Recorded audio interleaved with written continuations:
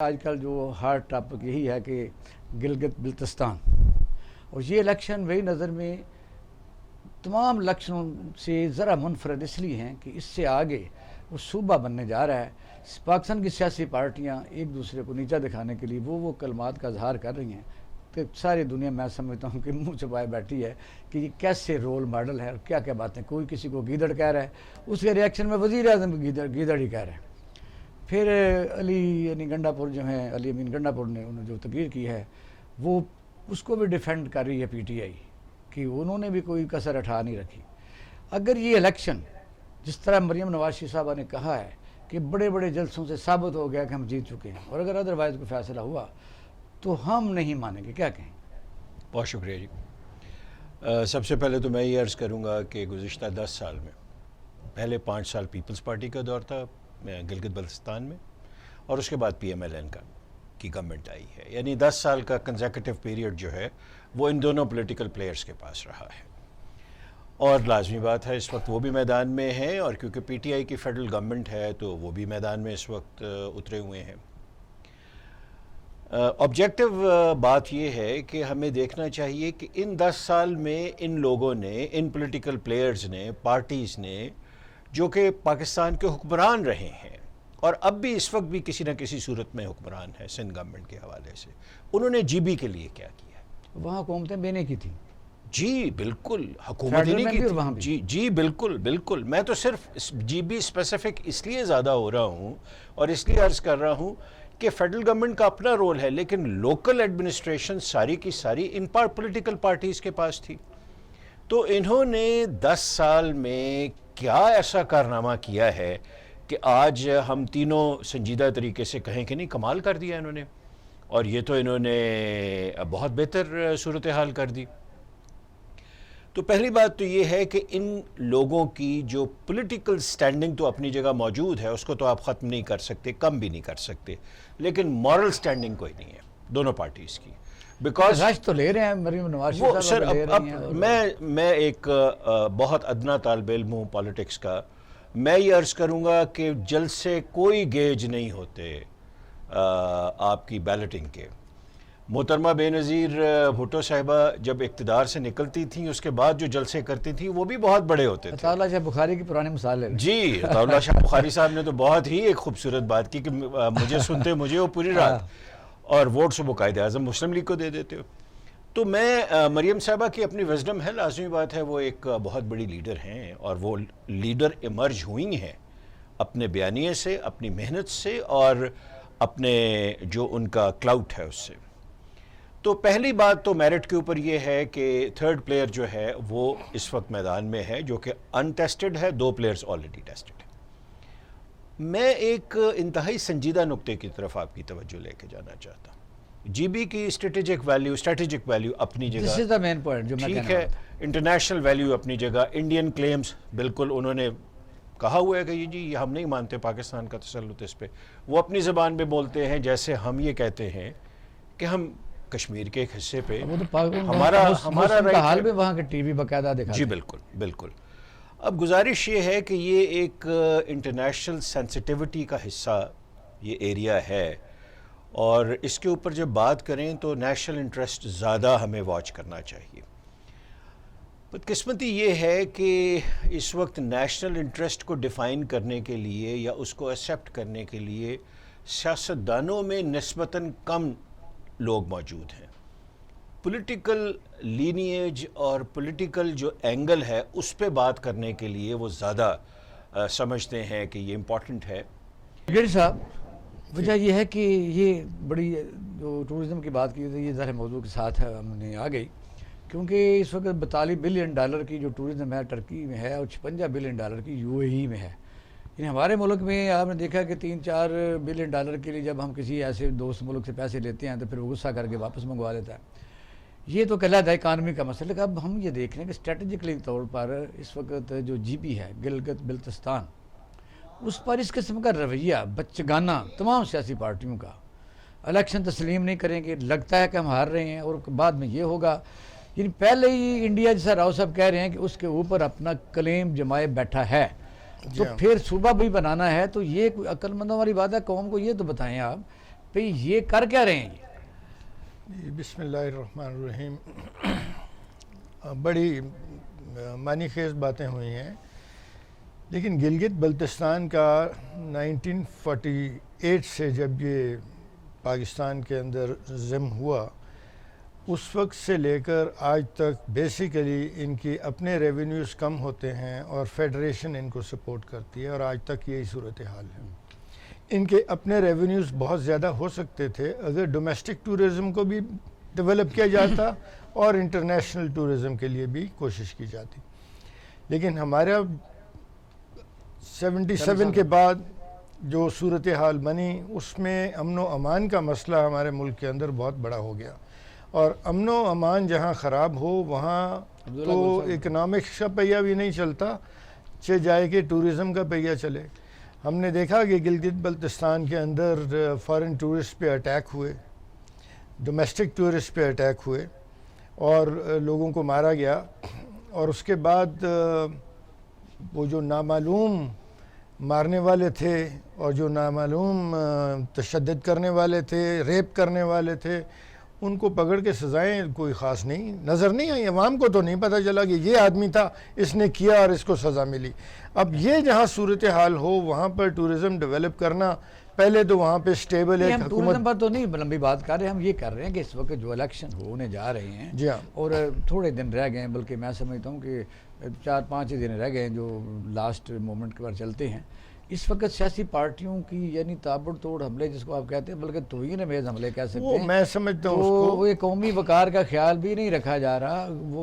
وہ تو سیاست ہماری نظر ہو چکی ہے سخت دشمنی میں، اور الزامات کی سیاست ہے، اور یہ ایک بڑا قدیم طریقہ ہے کہ آپ دوسروں پہ مال کھا جانے کا الزام لگائیں، کیونکہ انسان مال کی محبت میں بہت سخت ہے، اور انسان کی سائیکالوجی کا یہ فیکٹر جو ہے اس کو سیاست میں تاریخ میں ہمیشہ استعمال کیا گیا. یہ کوئی نئی بات نہیں ہے، آپ کو اپنے خلفائے راشدین کے وقت میں یہ چیز ملے گی.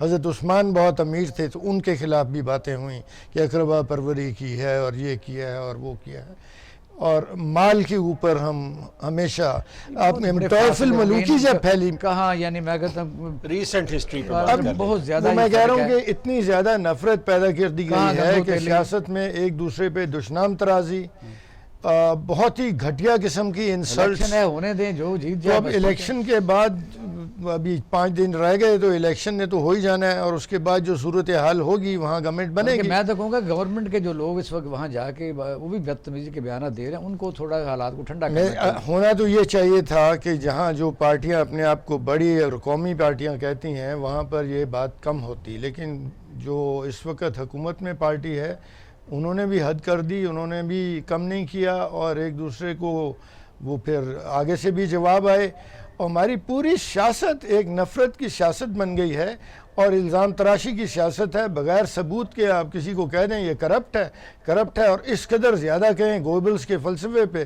کہ وہ مشہور ہو جائے، اور اس کے بعد کہیں کہ جی سوری غلط تھا، ہمیں تو پتہ نہیں تھا، وہ 35 پنکچر بھی ایسے ہی تھا، وہ ایک شوشہ ہم نے چھوڑا تھا سیاست کے لیے، اور $200 ارب کا بھی شوشہ ہی تھا، وہ پتہ کرایا ہے اب سوئٹزرلینڈ کے بینکوں میں صرف 18-20 ارب ہیں کہ کروڑ ہیں، وہ پتہ ہی نہیں ہے. تو اس قسم کی باتیں کر کے جب آپ ایک متھ کریٹ کریں گے.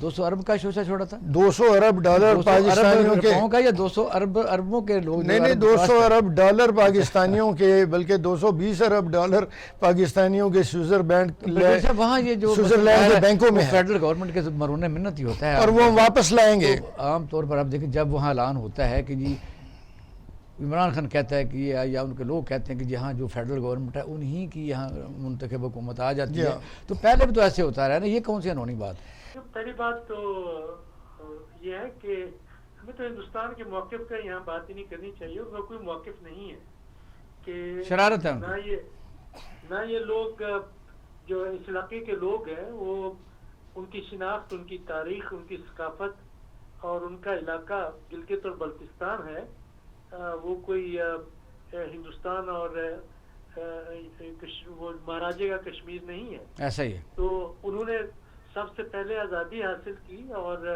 یہ تو تاریخ گواہ ہے.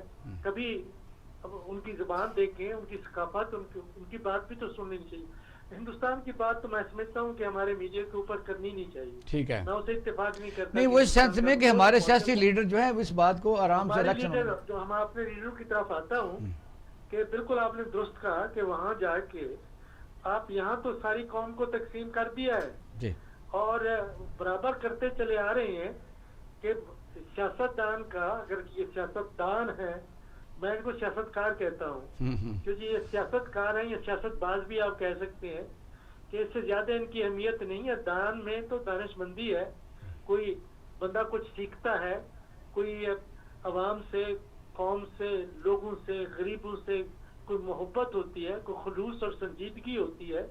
یہ بازیگر ہیں, تو یہ انہوں نے تو تقسیم کیا ہے ملک کو, ٹھیک ہے, اور لوگوں کو تقسیم کر کے رکھا ہوا ہے. پہلے دیکھیں, یہ تو ہمارے کل کی بات ہے, کوئی ہم بھول سکتے ہیں, فراموش کر سکتے ہیں کہ ایک طرف چھانگا مانگا میں کیمپ لگا ہوا تھا, ایک مری میں لگا ہوا تھا. کیا یہ گورنر ایک دوسرے کے خلاف نہیں لگاتے رہے اور یہی باتیں کرتے تھے جو آج عمران خان کے خلاف بات کر رہے ہیں کہ ملک میں عدم استحکام آپ پھیلاتے ہیں. میرا موقف یہ ہے تو کیا آپ پھر اس سے غربت کا علاج کر سکتے ہیں؟ کیسے کریں گے کہ نہ سرمایہ کاری ہوگی, نہ لوگوں میں اطمینان ہوگا, نہ سکون ہوگا, اور جس کے پاس یہاں سے پیسہ ہے وہ نکال کے ملک سے باہر بھاگ جائے گا. یہی نفرت اور یہی تقسیم اب ایک دوسرے کے خلاف جو زبان استعمال کی گئی ہے گلگت بلتستان میں, اس سے تو لوگوں کو چاہیے, بلکہ وہ معصوم لوگ ہیں, وہ ایسی زبان سن کے تو میں سمجھتا ہوں وہ کہتے ہوں گے یہ کیسے لیڈر ادھر. میرے خیال میں ان کو مطالبہ کرنا چاہیے کہ یہاں سے نکل جائے, یہ گند وہاں جا کے جہاں سے آئے ہیں وہاں جا کے ڈالیں, اور ان کی سیاست کو تو ہمیں بالکل تقسیم نہیں کرنا چاہیے. یہ تاریخی انتخابات ہو رہے ہیں اور یہ اتفاق ہو چکا ہے. یہ جو کچھ جو دو سیاسی جماعتیں ہیں نا, انہیں کہا کہ اگر یہ صوبہ انتخابات سے پہلے بن گیا تو اس کا فائدہ جو ہے نا تحریک انصاف کو ہوگا. تو ہمارا مطالبہ ہے کہ اس کو تاخیر میں ڈال دیں کہ انتخابات کے بعد ہم صوبہ بنائیں گے, اتفاق سے ہم آئین میں ترمیم کریں گے. پہلے ہمیں اقتدار میں آنے دیں. یہ تو ان کی حالت ہے. میں تو ایک دن کے لیے بھی روادار نہیں ہوں گا کہ آپ اس کو تاخیر کریں. سب نے اس بات پہ اتفاق کر لیا ہے. آپ دیکھیں گے انتخابات کا نتائج جو بھی نکلے اس کے بعد وہ صوبہ بنے گا, اور انشاءاللہ اس کو بننا چاہیے, بہت پہلے بن جانا چاہیے. نہیں, آپ نے جو بات کیا وہاں تقسیم کرنے کی, جس طرح پاکستان میں آپ نے دیکھا ہے کہ یہ بیماری ہے کہ کوئی رزلٹ مانتا ہی نہیں ہے. پھر وہ لوگ تو مان جاتے تھے, الیکشن ہوتے تھے, آرام سے حکومت شروع ہو جاتی تھی, فیڈرل گورنمنٹ ان میں اپنا وزیر مقرر کر دیتی تھی. اب الیکشن کے بعد سیاسی جماعتیں جس طرح کا نیریٹو لے کے چل رہی ہیں کہ ہم مانیں گے ہی نہیں, ہمارے جلسے بڑے ہیں, تو یہ خرابی وہاں پیدا کریں گے, تو پھر انریسٹ ہوئے گی. بالکل یہ کریں گے اور لازمی طور پہ کریں گے, کیونکہ یہاں پاکستان میں بھی کی ہوئی ہے. دیکھیں, اگر کوئی انتخابات کے نتائج کو نہیں مانتا تو پھر کسی ملک میں جمہوریت نہیں چل سکتی. اور جو لوگ کہتے ہیں کہ جمہوریت چلے گی اس طریقے سے, اور صرف وہی چلے گی جب ہم اقتدار میں آئیں گے, تو وہ فیئر الیکشنز ہیں. جو لوگ وہاں اسمبلی میں بیٹھے ہوئے ہیں وہاں کہتے ہیں وہ تو ٹھیک ہوئے, لیکن جہاں وہ ہارے ہیں وہ کہتے ہیں وہ ٹھیک نہیں ہوئے. امریکہ میں نئی قیادت, جو بائیڈن نئے پریزیڈنٹ آ رہے ہیں اور یہ ڈیموکریٹس کے ہیں, اور صاحب کا تجربہ تو ہمارا آپ کے سامنے ہے. سب سے پہلے جو دوست ملکوں نے مبارکباد دی اور میں وہ بھی شامل ہیں جو اس سے پہلے ٹرمپ کے بھی بلیو آئیک تھے. تو جس طرح راؤ مندریاز صاحب اس وقت پینل میں, انہوں نے کہا کہ انڈیا کے ساتھ جو سیٹلائٹ شیئرنگ ہے اور یعنی کولڈ ویدر جو اسلحہ ہے وہ, اور پھر یہ F-18 بھی ظاہر معاہدہ ان کا ہو گیا ہے. ان حالات میں ذرا وسیع, کیونکہ اب لیٹ آئے ہیں تو گلگت بلتستان کے الیکشن پر بھی آپ بات کریں گے. یہ سارا ذرا اس کو ذرا کنکلوڈ کریں کہ پاکستان کہاں کھڑا ہے, تو کیا کہاں یعنی نئی قیادت پاکستان کا تعلقات رکھ سکتی ہے, یا پاکستان کیا کرے ان کے ساتھ تعلقہ رکھنے میں. بسم اللہ الرحمن الرحیم. اقبال شاہ صاحب, تھینک یو ویری مچ, مجھے انکلوڈ کیا آپ نے اپنے پروگرام کے اندر. دیکھیں, پاکستان ادھر ہی کھڑا جدھر پہلے کھڑا تھا. پاکستان کو میں سمجھتا ہوں کہ ان سارے حالات کا بالکل ادراک ہے, آپ کے فارن آفس کو بھی, آپ کی موجودہ حکومت کو بھی, اور ایون فور دیٹ میٹر آپ کی اگر اسٹیبلشمنٹ کی بھی بات کرتے ہیں اور ایون اپوزیشن پارٹیز کی بھی بات کرتے ہیں. بٹ آئی وش کہ وہ ریئل انڈرسٹینڈنگ ہے آپ کی اپوزیشن کے اندر آ جائے تو حالات تو بڑے مختلف ہو جائیں. اگر جو بائیڈن کو آپ دیکھیں, he is not new to the White House یا پھر امریکن ایڈمنسٹریشن کے اندر یا اسٹیٹ ڈپارٹمنٹ کے اندر.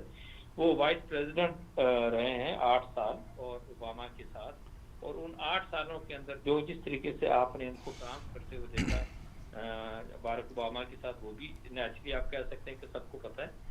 اور جیسا نہیں سب کو کیا پتہ ہے، وہ تو ان کی پالیسیوں کو فالو کرتے تھے، اوباما تو کافی متاثر تھے. I understand. دیکھیے ایک میں آپ سے عرض کروں، یہ جو کچھ پالیسیز جیسے امریکہ کیا کرنا ہے، جس طریقے سے بھٹ صاحب نے بالکل ٹھیک بات کی ہے کہ انڈیا کو وہ رول دینا یا انڈیا کو آگے لے کے چلنا یا انڈیا کو ایک آپ کہیں کہ ریجنل پاور کے اندر اس کو دیکھنا چاہتے ہیں. سرٹلی وہ تو آپ یہ کہہ لیجیے کہ وہاں کی جو اسٹیبلشمنٹ ہے امریکہ کی یا جو ڈیپ اسٹیٹ کی، مجھے میرا کہنا ہے it will be more appropriate to use this word for America, کہ یہ جو کچھ بھی ہو رہا ہے yes it is basically the deep state which is working over there. تو میں یہ آپ سے کہوں گا کہ جو ڈیپ اسٹیٹ کہے گی، جو ان کے تھنک ٹینک کہیں گے، جو بائیڈن نے بالکل اسی طریقے نہیں، قیادت کا فیصلہ تو اہم ہوتا ہے، بے شک تھنک ٹینک بھی بات کرتے رہیں. آپ نے دیکھا کہ ان کی نائب صدر اس وقت جو ہے وہ تامل ناڈو سے ہے اور مذہبی ایلیمنٹ بھی اس میں ہے، تو ظاہر ہے وہاں بیٹھ کے اگر پالیسیاں ڈسکس ہوں گی تو ڈائیورشن تو دی جا سکتی ہے. یعنی کمفرٹیبلٹی کہاں سے؟ نہیں میں دیکھیے میں وٹ آئی وڈ سے کہ اگر ان کے وائس پریزیڈنٹ کو پھر دیکھیں نا، اگر Joe Biden was vice president for 8 year اور بارک اوباما کے ساتھ، اور اگر ابھی ان کی وائس پریزیڈنٹ لیڈی اوکے ہو ہے فرام انڈیا یا اس کی مدر کا ایک لحاظ سے انڈیا سے تعلق ہے، تو اب جب یہ باہر وہاں چلی گئی وائس پریزیڈنٹ ایک لحاظ سے بن گئی، تو وہ ٹھیک ہے، انڈیا کے ساتھ ان کا تعلق تو ایک لحاظ سے ضرور رہے گا. آپ نے ان کی میرا خیال ہے بہت ساری اوکے آپ نے وائرل ہوتی ہے کچھ ویڈیوز بھی سنی ہے، اسرائیل کی طرف جھکاؤ، اسرائیل کو سینکشن کرنا، اسرائیل کے ساتھ ایک لحاظ سے چلنا. وہ تو دیکھیں ان کی جو بیسک پالیسی پیرامیٹرز ہیں ان کے اندر تو کوئی ایسی شفٹ آنے سے رہی، بلکہ آپ یہ کہہ سکتے ہیں ہم ڈونلڈ ٹرمپ کو جتنی مرضی باتیں کہہ لیں، ڈونلڈ ٹرمپ نے کوشش کیا کہ ہاں امریکن ٹروپس جہاں جہاں بھی دنیا کے اندر فرض کرے کوئی وار جو ہے اس کو بیچ کر رہے ہیں، لڑ رہے ہیں، اس کو انہوں نے کلوز ڈاؤن کرنے کی کوشش کی. سرٹلی یہ جو منصوبہ اگر افغانستان سے بھی نکلنے کا ہے، یہ تو بارک اوباما کے دور کے اندر بھی تھا، چیزیں ڈیلے کرتے رہے، انہوں نے آپ چیزوں کو تیز کیا. لیکن اگر نیت کی آپ بات دیکھتے ہیں تو ڈونلڈ ٹرمپ نے کہا جی کہ اپریل 2021 کے اندر ہم اپنا سارا جو وڈرال کمپلیٹ کریں گے افغانستان سے. بھئی اگر آپ اس کو پہلے کیوں نہیں کر سکتے تھے؟ So that man he wanted to see کہ رزلٹ کیا ہے. اور ڈونلڈ ٹرمپ کا جس طرح بھی کہہ لیں وہ ایک معاہدہ کر کے آؤٹ ہوتے چلے گئے. تو یہ پچھلے 4 سال جو امریکہ کے تھے، ایک تو ان کے اندر ڈس انٹیگریشن آپ نے ان کی ود ان امریکہ ان کی سوسائٹی کے اندر دیکھی، مختلف طبقات کے اندر ایک لحاظ سے آپ کہہ سکتے ہیں. اس سے ہٹ کے پھر امریکہ کا جو اوورآل ایک جو اسٹرینتھ ہوتی تھی پوری دنیا کے اندر، اس کو آپ نے ویک ہوتے ہوئے دیکھا تھا. لیکن اچھا اب یہ ہے کہ پاکستان جس بلاک میں شامل ہو چکا ہے اس میں ظاہر ترکی ہے، رشیا ہے، چائنا ہے، تو یہ آپ سمجھ سکتے ہیں کہ یہ جو بلاکس ہیں، کیونکہ ترکی کی دوستی کی وجہ سے ہمارے 1-2 بڑے نزدیک ترین ملک یعنی ان کی ریزرویشن بھی رہی ہیں اور ہمیں انہوں نے کچھ ظاہر ڈیمانڈ بھی کی ہیں. تو یہ ایسا ہی رہے گا یا ہمارا بلاک بڑھتا ہوا نظر آ رہا ہے یا شرنک ہوتا ہوا نظر آ رہا ہے؟ کیا اس میں نہیں میں ایک چیز تو آپ سے کہوں گا کہ اوورآل اس وقت میرا خیال ہے کہ جو آپ پاکستان چائنا کو دیکھتے ہیں، بی آر آئی کو اوورآل پرسپیکٹو کے اندر اس کے اندر جب اچھا ہمارے ساتھ رہیے گا. راؤ صاحب بتائیے. میں گزارش کروں گا کہ میں ریٹورک میں نہیں جانا چاہتا. ایک ریٹورک پوائنٹ آف ویو جو دیا گیا ہے ابھی میں اس پہ قطعاً نہیں جانا چاہتا. ٹھیک ہے. چائنیز جو ہمارے قریبی دوست ہیں، انہوں نے ہمیں مشورہ دیا تھا کہ کچھ ایشوز کو پاکستان اور انڈیا کے درمیان کچھ ایشوز کو بیک برنر پہ رکھیں، تمام توجہ اپنی اکانومی پہ دیں، اپنی لیگل ویلتھ کریٹ کریں ہمارے ملک کے متعلق. انڈیا کے ساتھ آپ ایک بیلنسڈ بات کریں جس کے اندر آپ کی بائی لیٹرل ٹریڈ، آپ کا امن جو ہے وہ استحکام کی طرف پاکستان کو لے کے جائے. دیکھیے میں عرض کرتا ہوں، دیکھیے میں اس پہ میں دوبارہ عرض کروں گا کہ میں اس ویو سے اب متفق نہیں ہوں کہ ہم انڈیا سے مکمل کنٹینیوس پرپیچول کانفلکٹ میں رہیں اور اپنا بیڑا غرق کر لیں. مجھے تو نیشنل انٹرسٹ آف پاکستان جو ہے وہ سپریم ہے میرے لیے.